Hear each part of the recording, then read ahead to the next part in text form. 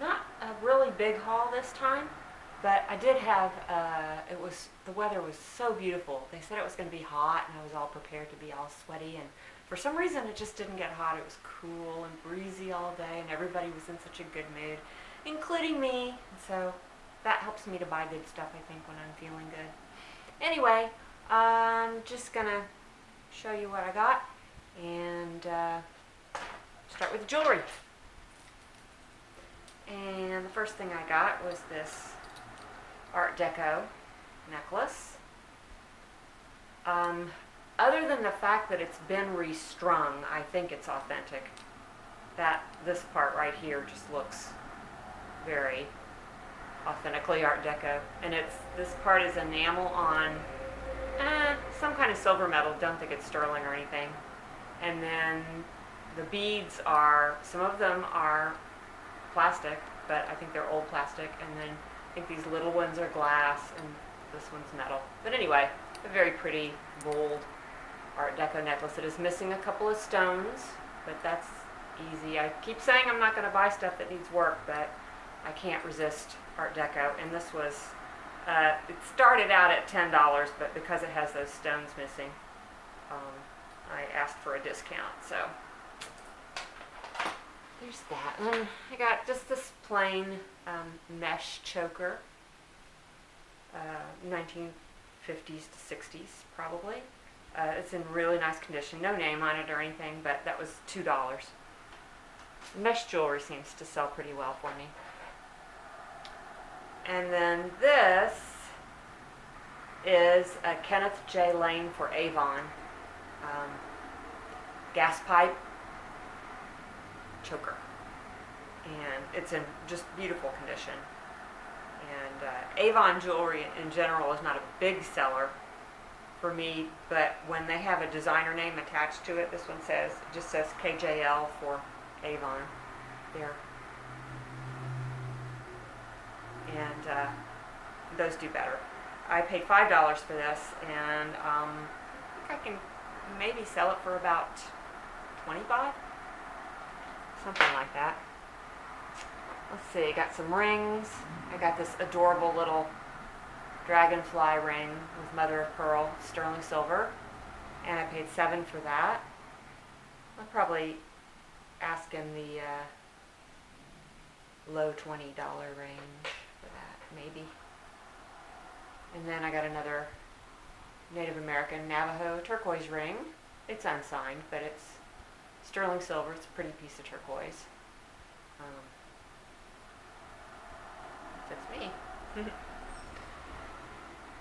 I paid $10 for that, and I will probably, I don't know what I'll ask for that, $35 maybe. And then I thought this was an awfully interesting ring. Sterling silver with this carved shell. What they did was they took the shell and they carved off the outside to the mother of pearl. So it's very interesting. Nice big chunky ring. And I paid $16 for that. I'd probably ask about maybe around $50 for it, $45, $50, something like that. I got this brass bracelet. This is 1930s, I think.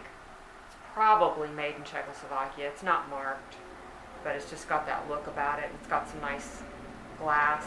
It's missing 3 out of its 5 stones, but they're just little tiny rhinestones. Those are so easy to replace. Take me about 2 minutes. And it was only $2, so I had to have it. It's got little Art Deco design on the clasp. Really, really neat looking design. I like that one. Let's see. Got this bead collar. I think this is 1930s. Not 100%, but I think it is. Because it's got this really cool old style fishhook clasp.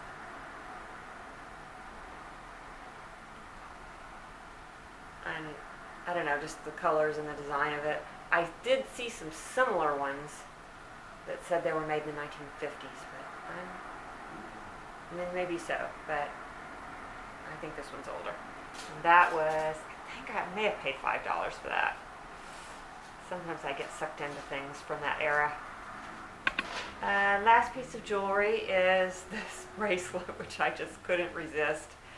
It's a tattoo design little bracelet, and these are Sailor Jerry tattoos. He's like the most famous tattoo artist ever. He was popular like during the World War II era up until when he died in the 1970s. And his style is very widely known and copied. And we have a little topless hula girl, and there's one that says mother. Now, I really don't know how old this is.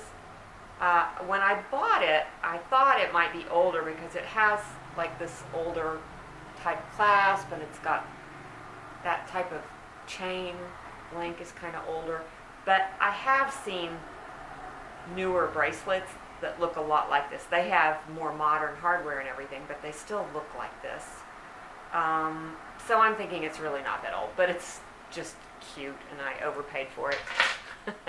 I paid $5 for it. Just too much. But yeah, I'm probably going to ask about $18 for it. Okay, that's it for the jewelry.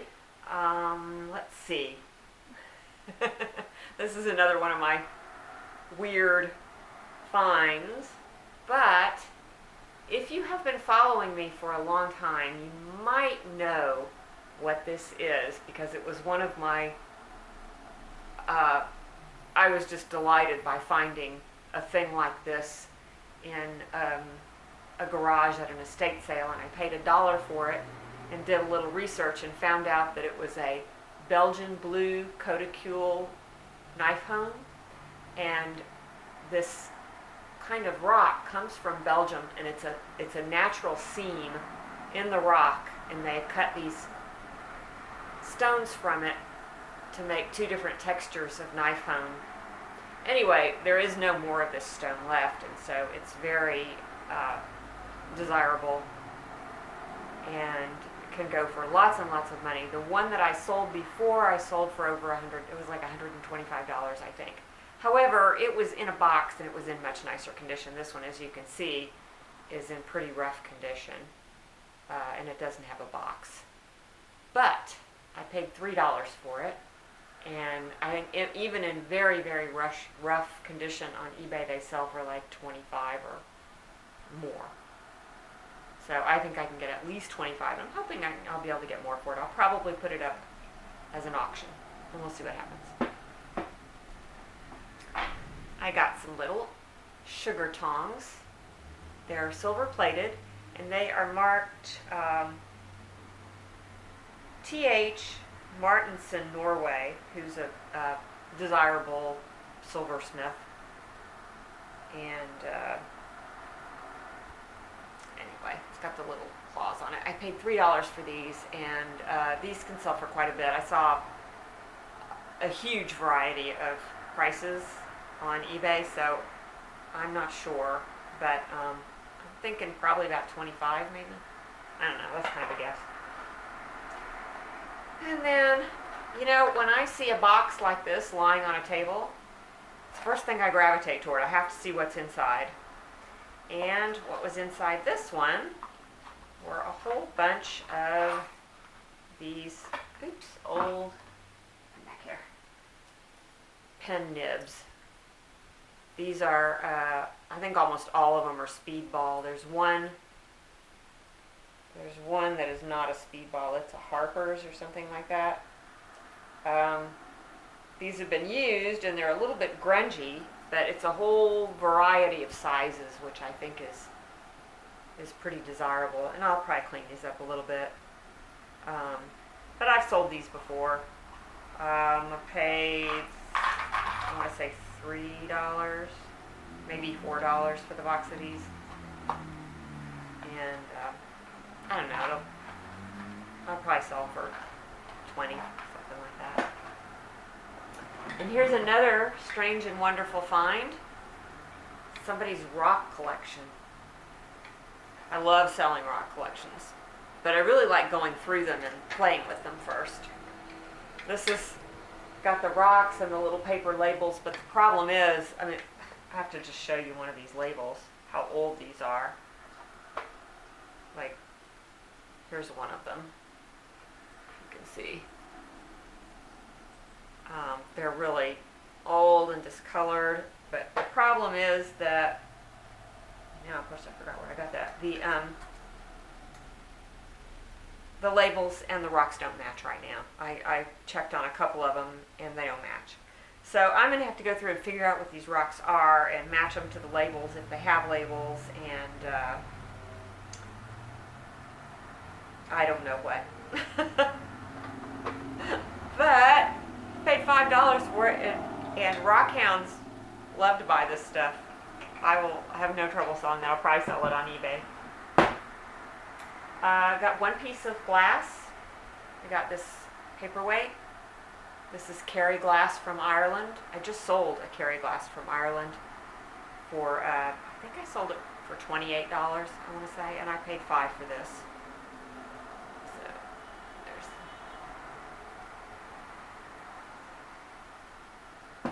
I got this sterling silver, little tiny, like a baby mirror, a purse mirror.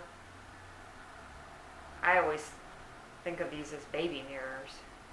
You know, you give them as a gift for a new baby. Not that babies really spend that much time looking in mirrors. I don't know. It is marked 900 BEDO right there. So it's not sterling silver, it's coin silver. Almost sterling silver. And I found out that this was made in Turkey. It's probably not that old. It's probably from the 1980s. And I paid a little much for it. I paid $20 for it. Probably going to ask around $45. So not the profit margin hoped for, but not terrible. Then I got some little, I think these are coasters, but they're really tiny. And they're not marked in any way. I'm kind of hoping they might be sterling. I haven't checked them yet, but see how that shined up? Shined up pretty shiny. So, I'll have to test those and see. I only paid $3 for them, so even if they're silver plate, I think they'll be fine, but they're so tiny for coasters. Maybe they're for, little demi-tasses or something. I don't know. Anyway, got those. Oh, this will probably amuse you. This might be my bonehead purchase of the day. I always have at least one, sometimes more. This is a bronze of a Native American on a horse. And normally, those things are all good. Bronze, Native American, horse. However, there are some issues with this. This is based on a very famous sculpture called Appeal to the Great Spirit, I believe it's called, by a famous artist whose name is eluding me right now, but if I remember, I'll put it in when I edit. And this, I believe, could have been a bookend. I've seen it also sold just as a sculpture, which it could be. As you can see, the horse looks a little bit drunk. He's kind of leaning over to the left, and if you look really close at the Indian's head, it looks like he's had a lobotomy or something and his nose is chipped. I believe this was dropped. Anyway, in really good condition, this would sell for over $100. In this condition, I am not sure. I mean, it still looks, you could still put it on a shelf. It looks pretty cool if you just don't face it right this way. Or, you know, maybe there's a wind and the horse is leaning. I don't know. Anyway, I wasn't going to buy it, but the guy just kept dropping the price until I did. And I paid $5 for it. You can see that it's old. It's got the old kind of fuzzy brown felt on the bottom. So I'm guessing this is, I don't know, pre-1950s, I'd say.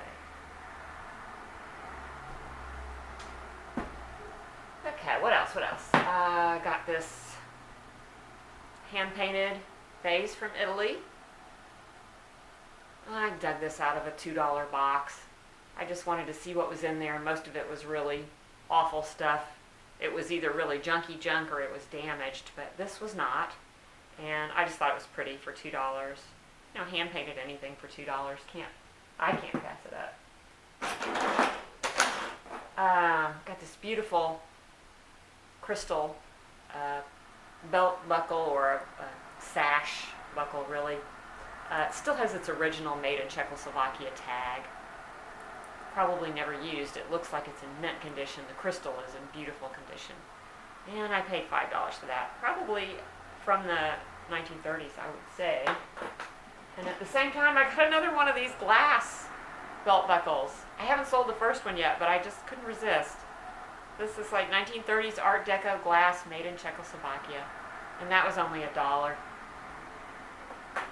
And then as I was walking away, the lady comes chasing after me, and she said, "Excuse me, do you want all these buckles? Because I was just going to throw them away." So I said, "Sure, I'll take them." So they're just some celluloid buckles. They're not terribly interesting, but I'll probably just lot them up. Or I think I have some more celluloid buckles that I was kind of waiting to lot them up, so I'll make a bigger lot. And then there's two more celluloid buckles. This is one of them, but unfortunately they're broken. See, the little thing is missing there, but that's what it looks like. And I have two of these that are exactly alike, and they're both broken. Oh well. But you know, she handed them to me, and I said, "Okay, I'll take them." Got one more. Well, two more things actually. Three more things actually. I got this painted box, which at first when I opened it I thought, well, that doesn't look very old because the wood is so pale. You know, wood oxidizes like anything else and it gets dark when it's exposed to air. But if you look at the painting on this, this is definitely not new. This was probably, I'm guessing it's made in Japan. It's got that lacquer look to it. It's got some old hinges. I know this is definitely not new, and I'm thinking that maybe somebody bought it and it just sat somewhere, never being opened and not exposed to the air very much. Maybe it was in a glass front or something. Anyway, I had to have it. It was $5. And let's see, I got this, which I think I'm going to keep this for me. This is a very old box. I love that color. And then somebody put a plexiglass cover over it to make a shadow box. So I probably will do something artsy with it someday. But I don't know. I have this whole collection of like little things that I've gotten at flea markets that were broken, or I broke, or whatever. For whatever reason, I decided I couldn't sell them. And I thought it would be funny to make a little shadow box of all the little broken animals. Ones that were missing legs and things. Would be very strange. Anyway, that I paid. I'm not going to tell you what I paid for that. I paid too much for it. Sometimes I just see things and I have to have them. Okay, I think I'm going to, I'm going to turn this off for a minute while I get this other thing ready to show you. Okay, so here is my final purchase I have to show you. This is an oil painting by a semi-famous artist who, she's still alive, but she's very, very elderly. She was born in the 1920s.